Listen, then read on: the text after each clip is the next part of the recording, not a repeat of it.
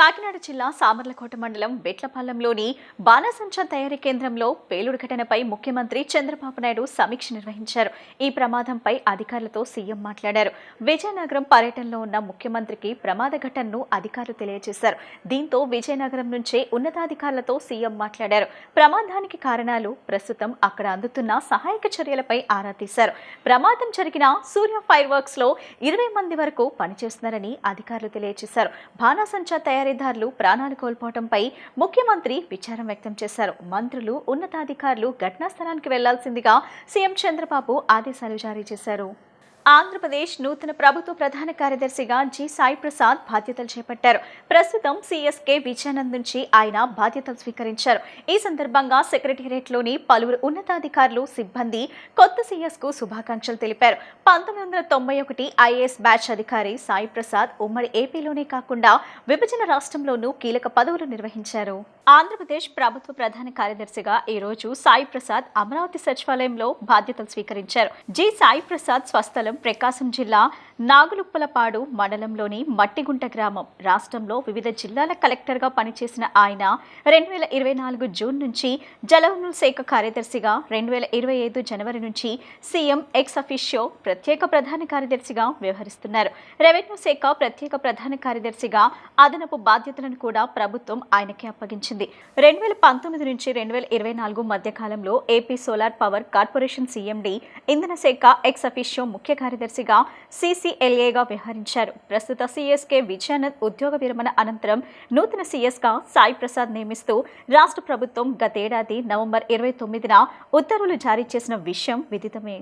Social media అనేది కేవలం ఒక వేదిక మాత్రమే కాదు, అది ఒక ఉమ్మడి పౌర బాధ్యత అని సుప్రీంకోర్టు న్యాయమూర్తి జస్టిస్ జితేంద్ర కుమార్ మహేశ్వరి వెల్లడించారు.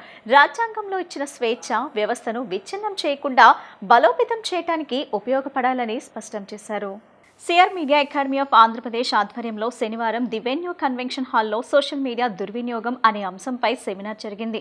అకాడమీ చైర్మన్ ఆలపాటి సురేష్ కుమార్ అధ్యక్షత వహించిన ఈ కార్యక్రమంలో సుప్రీంకోర్టు న్యాయమూర్తి జస్టిస్ జితేంద్ర కుమార్ మహేశ్వరి ముఖ్య వక్తగా పాల్గొన్నారు.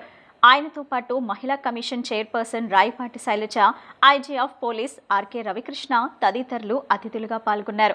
ఈ సందర్భంగా వారు మాట్లాడుతూ, నేటి డిజిటల్ యుగంలో సోషల్ మీడియా మన జీవితంలో ఒక భాగం అయిపోయిందన్నారు. సమాచారం వేగంగా చేరవేయటంలో ఇది కీలక పాత్ర పోషిస్తుందన్నారు.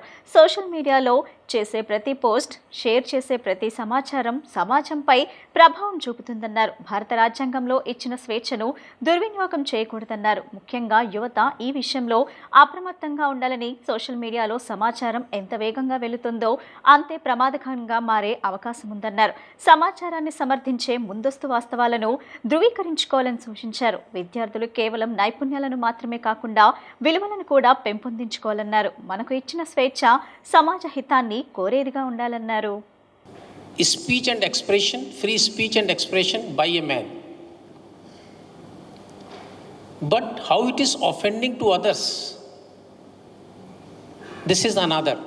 So in between, navigating free speech by us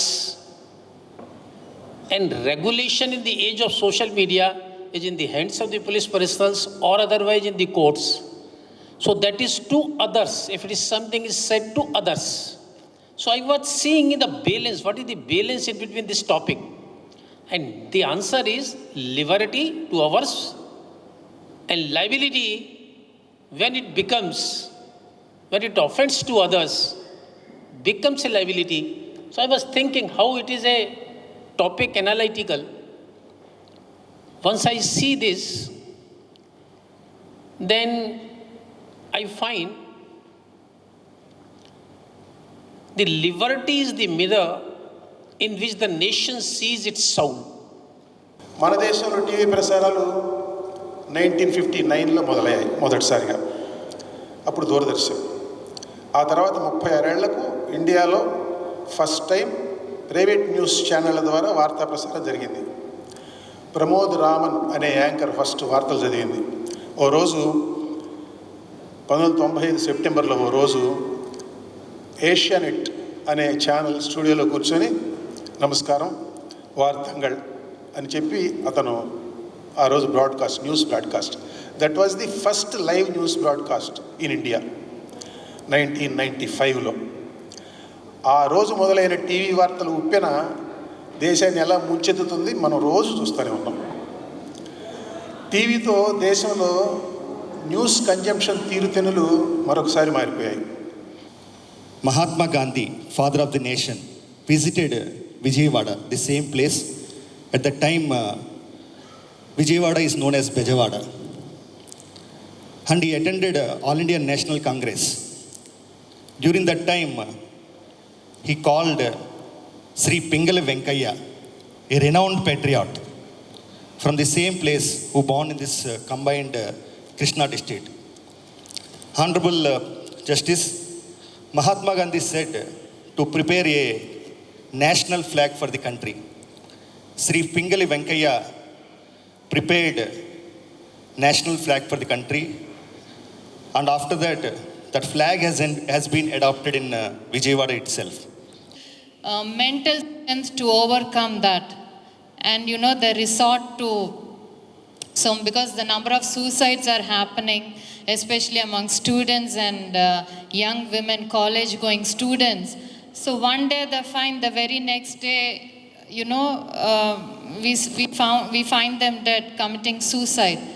So, and we don't know the reason, especially then we come to know, it's because of some harassment, because we share our photos, intentionally, or just because he's a friend or something. But then that is the same thing which is used as a weapon against them, and a lot of people don't know how to overcome that and resort to those measures. So the pros are how, we can't exist without social media, definitely, because it has its advantages.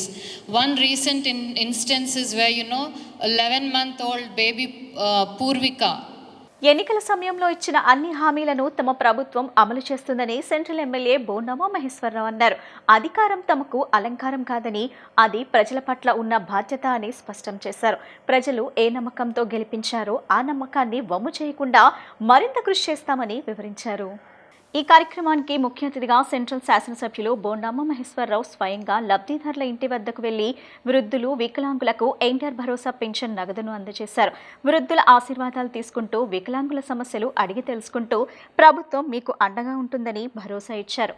ఈ సందర్భంగా బోండామ మాట్లాడుతూ, ఎన్నికల సమయంలో ప్రజలకు ఇచ్చిన ప్రతి హామీని నెరవేర్చడం మా కూటమి ప్రభుత్వం ధ్యేయమని స్పష్టం చేశారు. సూపర్ 6 హామీలు ఇచ్చినప్పుడు ప్రతిపక్ష పార్టీలు ఎగతాళి చేశాయని, ఇవి కేవలం ఓట్ల కోసం చెప్పిన మాటలేనని విమర్శించాయని గుర్తు చేశారు. కానీ అధికారంలోకి వచ్చిన తర్వాత ఒక్క హామీ కూడా మిగలకుండా అమలు చేసి చూపిస్తున్నామని అన్నారు. 2024 ఎన్నికల అనంతరం అధికారంలోకి వచ్చాక 2 నెలల పెంపును కూడా కలిపి 4,000 పెన్షన్ అమలు చేశామన్నారు. ఈ కార్యక్రమంలో సెంట్రల్ నియోజకవర్గం అబ్జర్వర్ దేవతోటి నాగరాజు, బీసీసీఎల్ కార్యనిర్వాహక కార్యదర్శి లుక్కా సాయిరాం గౌడ్, డివిజన్ అధ్యక్షుడు మాచర్ల గోపీనాథ్, మాచర్ల పావని, సుబ్బారావు, కూటమి పార్టీల నాయకులు, కార్యకర్తలు పెద్ద ఎత్తున పాల్గొన్నారు. ఎన్నికల్లో పోటీ చేసినప్పుడు ప్రజలకి వాగ్దానాలు ఇచ్చాం, సూపర్ 6 హామీలు ఇచ్చాం. ఆ రోజు వైసీపీ కానీ ప్రతిపక్ష పార్టీలు ఎగతాళి చేసినాయి. వీళ్ళు ఓట్ల కోసం మాటలు చెప్తున్నారు, రేపు ప్రభుత్వం అధికారంలోకి వచ్చినాక ఎవరు కూడా అమలు చేయని చెప్పారు. మేము ఆ రోజు 2014లో నేను మొదటిసారి ఎమ్మెల్యేగా తెలుగుదేశం ప్రభుత్వం మొదటిసారి విడిపోయిన రాష్ట్రాలు అధికారంలోకి వచ్చినప్పుడు 200 రూపాయలు ఉండేది పింఛన్. ఆ 200 రూపాయల పింఛన్ని 2,000 చేసాం, 10 రెట్లు పెంచాం. తర్వాత 1000 రూపాయలు పెంచుతానని జగన్మోహన్ రెడ్డి 5 సంవత్సరాలు 250 చొప్పున ముసలాళ్ళని, వృద్ధుల్ని, వితంతుల్ని 30 తిప్పలు పెట్టి 3 చెరువుల నీళ్లు తాగిచ్చి 5 సంవత్సరాలకి 1000 రూపాయలు పెంచాడు. మేము 3,000 పెన్షన్ని 4,000 చేస్తామని చెప్పాం, ఎగతాళి చేశారు.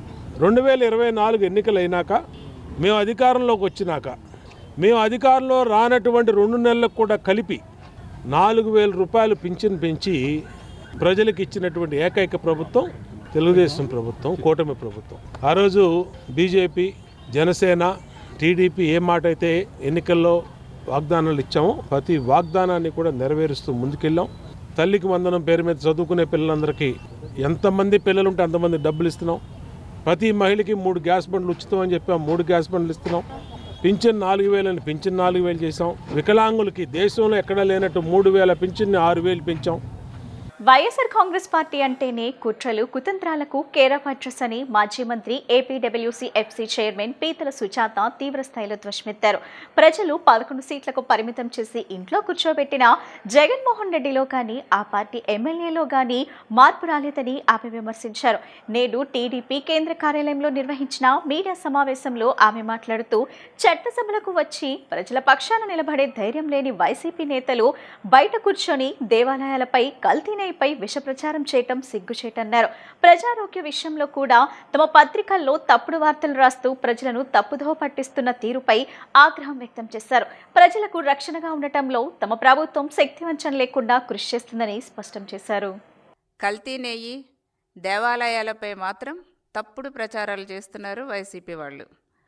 ప్రజలు 11 సీట్సే ఇచ్చి ఇంటికే పరిమితం చేసినప్పటికీ కూడా వైసీపీ నాయకుల్లో ఇంకా కూడా వాళ్ళ నాయకుడి నుంచి ఎమ్మెల్యేల వరకు కూడా ఎవ్వరికీ కూడా మార్పు అనేది రాలేదు. మనం చూస్తున్నాం.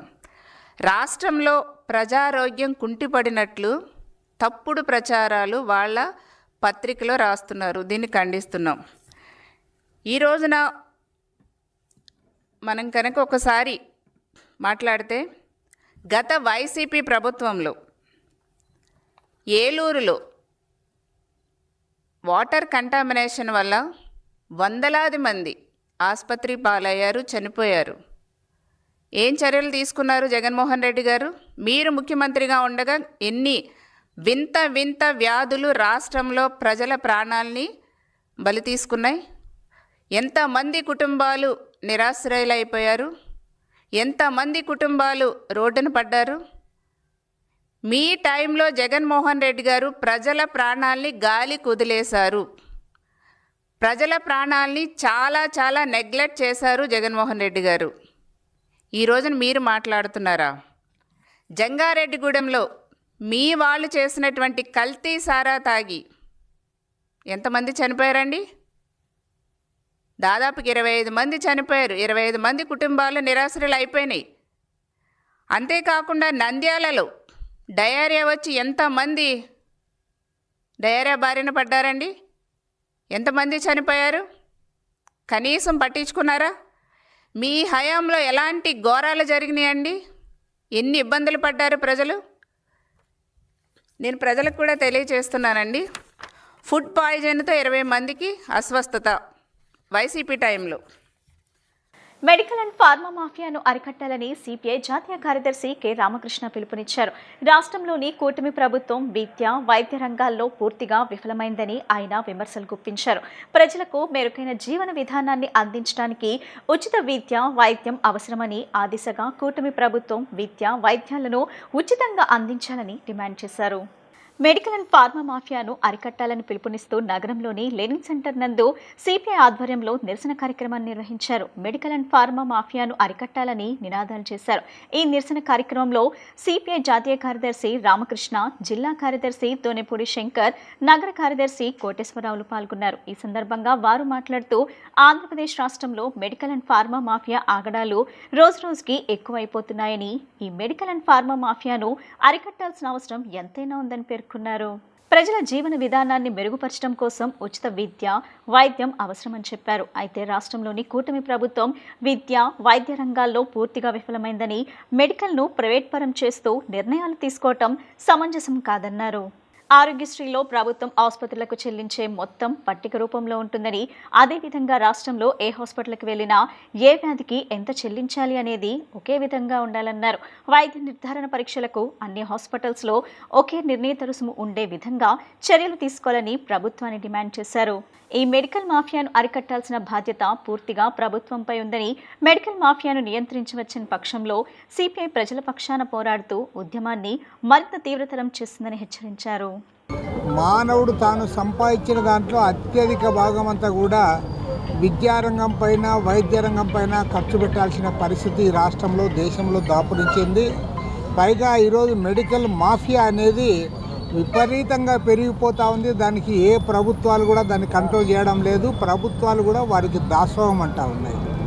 కాబట్టి కింది స్థాయి నుంచి పై వరకు పెద్ద ఎత్తున అవినీతి తాండవిస్తూ ఉంటే దాన్ని కంట్రోల్ చేయడానికి అటు సెంట్రల్ గవర్నమెంట్ కానీ ఇటు రాష్ట్ర ప్రభుత్వం కానీ ఏమాత్రం చర్యలు తీసుకోవడం లేదు. ఇవాళ మెడికల్ షాపుల్లో ఏదైతే ఫార్మ్ 35 ఉందో దాన్ని పెట్టుకునేది కూడా అన్నీ కూడా ఫేక్ పెట్టుకుంటా ఉన్నారు. అందుకు గాను ప్రతి నెల 30,000 రూపాయలు వారికి లంచాలు ఇస్తూ ఉన్నారు. మెడికల్ మాఫియా పేటరేగిపోతుంది. దాంట్లో గత సంవత్సరం ఆపరేషన్ ఈగిల్ అని చెప్పేసి, ఆపరేషన్ గరుడ అని చెప్పేసి ఒక పెద్ద ఎత్తున దాడులు నిర్వహించింది. ఆ సందర్భంగా దానికి సంబంధించినటువంటి వివరాలు కానీ వైట్ పేపర్ రిలీజ్ చేయలేదు ఈ ప్రభుత్వం. అలాగే అవనిగడ్డలో ఒక షాపును సీజ్ చేశారు. ఇంత జరుగుతున్నా కూడా రాష్ట్రంలో 44,000 షాపులు ఉంటే నిన్నగాక మొన్న 3 days బ్యాక్ విజయవాడ నగరం సత్యనారాయణపురంలో ఒక మెడికల్ షాప్ పైన రైడ్ చేశారు. ఎక్స్పైర్డ్ మెడిసిన్స్ నమ్ముతున్నటువంటి షాప్ని, దాని మీద ఏం చర్యలు తీసుకున్నారనేటువంటిది బాహ్య ప్రపంచానికి తెలియదు. మీడియా మిత్రులకి ఏమన్నా తెలిసేమో మాకైతే తెలియదు. కాబట్టి ఇలా మాఫియా పెద్ద ఎత్తున పేటరైపోతున్నది. కల్తీ మాఫియా అంతా కల్తీ, ఆహారం మాలో ఫుడ్ కల్తీ, అలాగే పాల కల్తీ, అనేక మైనింగ్ మాఫియాలు, అన్ని మాఫియాలు కూడా ఇవాళ రాజ్యం వెళ్తున్నాయి. దాంట్లో ప్రధానమైనది చాలా ప్రమాదకరమైనటువంటిది మెడికల్ మాఫియా. ప్రజల ఆరోగ్యం, ఇవాళ ప్రజారోగ్య పరిరక్షణ దినంగా రాష్ట్ర వ్యాప్తంగా కూడా సిపిఐ ప్రజారోగ్య పరిరక్షణ దినంగా పాటించాలని చెప్పి ఈ రోజున ఈ కార్యక్రమాన్ని మేము తీసుకోవడం జరిగింది. ఇవాళ వైద్య రంగాన్ని ప్రైవేటు వ్యక్తులకి దారాదత్తం చేసి వైద్యాన్ని పేద ప్రజలకు దూరం చేయటం అనేటటువంటిది దుర్మార్గమైనటువంటి చర్య. ఈ సందర్భంగా సిపిఐగా విజ్ఞప్తి చేస్తూ ఉన్నాం, డిమాండ్ చేస్తూ ఉన్నాం మెడికల్ మాఫియాని అరికట్టాలని. అదే పద్ధతిలో మనం ఒకసారి చూసినట్లయితే ఆరోగ్యశ్రీ ద్వారా ఎవరైతే వైద్యం తీసుకుంటారో వివిధ జబ్బులకి సంబంధించి ఏ జబ్బుకి ఎంత, ఏ ట్రీట్మెంట్కి ఎంత అనేటటువంటిది ప్రభుత్వం నిర్ధారణ చేసింది. ప్రభుత్వం నిర్ధారణ చేసిన దానికి అనుగుణంగా ఆరోగ్యశ్రీలో వైద్యం తీసుకున్నటువంటి వారికి ప్రభుత్వమే సంబంధిత హాస్పిటల్కి నిధులు ఇచ్చేటటువంటి ఆ బిల్స్ కట్టేటటువంటి పరిస్థితి ఉన్నది. కాబట్టి మేము అడుగుతా ఉన్నాం, ఆరోగ్యశ్రీ దగ్గర నుంచి ప్రభుత్వం ఇచ్చేటటువంటి చెల్లించేటటువంటి ప్రభుత్వము ప్రైవేట్ హాస్పిటల్కి చెల్లించేటటువంటి దానికి మటుకి ధరల పట్టిక అనేటటువంటిది ఉన్నది. కానీ పేదవాడు డైరెక్ట్గా వెళ్ళి వైద్యం చేయించుకుంటే మట్టికి ధరల పట్టిక లేదు. హాస్పిటల్కి వ్యత్యాసం. అదే ట్రీట్మెంట్ ఒక హాస్పిటల్లో ₹1,00,000 ఉంటే ఇంకొక హాస్పిటల్కి వెళ్ళేటప్పుడు ₹2,00,000 అయ్యేటటువంటి పరిస్థితి. ఏపీ సోషల్ వెల్ఫేర్ బోర్డ్ నూతన కార్యాలయం విజయవాడ ఎన్టీఆర్ అడ్మిన్ భవన్ ఎరేవల్ బ్లాక్ 4th ఫ్లోర్లో ప్రారంభమైంది. ఈ కార్యక్రమానికి ముఖ్య అతిథిగా విజయవాడ ఎంపీ కేశినేని శివనాథ్ హాజరయ్యారని AP social welfare board chairman బాలకోటయ్యను, డైరెక్టర్లను ఎంపీ శివనాథ్ అభినందించారు. ఈ సందర్భంగా ఎంపీ కేశినేని శివనాథ్ చైర్మన్ బాలకోటయ్యకు పుష్పగుచ్చాన్ని అందజేసి అభినందిస్తూ సత్కరించారు. అనంతరం ఎంపీ కేశినేని శివనాథ్ మాట్లాడుతూ నిస్వార్థపరుడైన ప్రజాసేవకుడు Pothula Balakotaiah AP social welfare board chairman గా పదవి బాధ్యతలు నిర్వహించడం ఎంతో సంతోషంగా ఉందన్నారు. నిరంతరం ప్రజాసేవకుడిగా ఏ పదవి ఆశించకుండా పనిచేసిన పోతుల బాలకోటయ్యకు సోషల్ వెల్ఫేర్ బోర్డ్ చైర్మన్ గా పదవి రావటం ఆ పదవికే వన్నె చేకూరినట్లుగా భావిస్తున్నారు. ఏపీ సోషల్ వెల్ఫేర్ బోర్డ్ నూతన కార్యాలయం విజయవాడ ఎన్టీఆర్ అడ్మిన్ భవన్ ఎరేవల్ బ్లాక్ 4th ఫ్లోర్లో ప్రారంభమైంది. ఈ కార్యక్రమానికి ముఖ్య అతిథిగా విజయవాడ ఎంపీ కేశినేని శివనాథ్ హాజరయ్యారని AP social welfare board chairman బాలకోటయ్యను, డైరెక్టర్లను ఎంపీ శివనాథ్ అభినందించారు. ఈ సందర్భంగా ఎంపీ కేశినేని శివనాథ్ చైర్మన్ బాలకోటయ్యకు పుష్పగుచ్చాన్ని అందజేసి అభినందిస్తూ సత్కరించారు. అనంతరం ఎంపీ కేశినేని శివనాథ్ మాట్లాడుతూ నిస్వార్థపరుడైన ప్రజాసేవకుడు Pothula Balakotaiah AP social welfare board chairman గా పదవి బాధ్యతలు నిర్వహించడం ఎంతో సంతోషంగా ఉందన్నారు. నిరంతరం ప్రజాసేవకుడిగా ఏ పదవి ఆశించకుండా పనిచేసిన పోతుల బాలకోటయ్యకు సోషల్ వెల్ఫేర్ బోర్డ్ చైర్మన్ గా పదవి రావటం ఆ పదవికే వన్నె చేకూరినట్లుగా భావిస్తున్నారు. చాలా ఆనందకరమైన విషయం. AP social welfare board chairman గా నిస్వార్థపరుడు, ఏ పదవి ఆశించకుండా ఎన్నో సంవత్సరాలుగా ప్రజాసేవ కోసం, అంతేకాకుండా అమరావతి రాజధాని కోసం పోరాడిన పోతుల బాలకోటయ్య గారు నాకు అత్యంత ఇష్టమైన వ్యక్తి. ఎందుకంటే ఈ విధంగా ఆయన ఎప్పుడు వచ్చినా కూడా అటెన్షన్గా నేను ఉంటాను. ఇవాళ కూడా ఆయన కార్యక్రమం, నాకు వేరే కార్యక్రమాలు ఉన్నా కూడా విజయవాడ నుంచి వెళ్లకుండా ఆయన కార్యక్రమం అటెండ్ అయ్యి వెళ్ళాలని వచ్చాం. తప్పకుండా ఈ పదవికి ఆయన రావటం, ఈ పదవికి మంచి వన్నె వచ్చిన ఫీలింగ్ అయితే నాకైతే తప్పకుండా ఉంది. ఎందుకంటే మొన్న కూడా చంద్రబాబు నాయుడు గారి దగ్గరికి వెళ్ళి, గౌరవ ముఖ్యమంత్రి వర్యుల వారి దగ్గరికి వెళ్ళి ఆయన ఒక ఎజెండా రాసుకుని వెళ్ళారు. ఆ ఎజెండా ఆయనకి చూపించగానే కూడా ముఖ్యమంత్రి వర్గులు కూడా బ్రహ్మాండంగా ఉంది, దీన్ని ఆచరణలో పెడదాం, అంబేద్కర్ గారి పేరు మీద అన్ని రాష్ట్రాల్లో పేరు మార్చుదామని వారు తీసుకెళ్లిన విధానం చూస్తే చాలా ఆనందంగా ఉంది. తప్పకుండా మేమందరం గౌరవ అంబేద్కర్ గారి పే బ్యాక్ సొసైటీని ఆచరించి వెళ్ళేవాళ్ళం. అదేవిధంగా మాకు అందరికీ ముందుగా ఉండి నడిపించిన బాలకోటయ్య గారు డైరెక్టర్ గారికి, ఇక్కడికి వచ్చిన అందరికీ కూడా ధన్యవాదాలు తెలుపుకుంటూ, తప్పకుండా సార్ మీకు పదవి కాదు, మీకు ఈ పదవి వల్ల, ఈ పదవికి మీ వల్ల వన్నీ వచ్చిందని నేను తెలియజేసుకున్నాను. ధన్యవాదాలు. కొంతమందికి పుట్టించడం వచ్చు, ఆ పుట్టించే వాళ్ళలో ఆడాళ్ళు నేల తల్లి ఉంటుంది. అలాగే రాష్ట్ర ముఖ్యమంత్రి చంద్రబాబు నాయుడు గారికి కూడా పుట్టించడం తెలుసు. ఆయన ఒక పట్టిసీమను పుట్టిస్తాడు, ఒక రాజధానిని పుట్టిస్తాడు, ఒక పోలవరాన్ని కట్టి చూపిస్తాడు.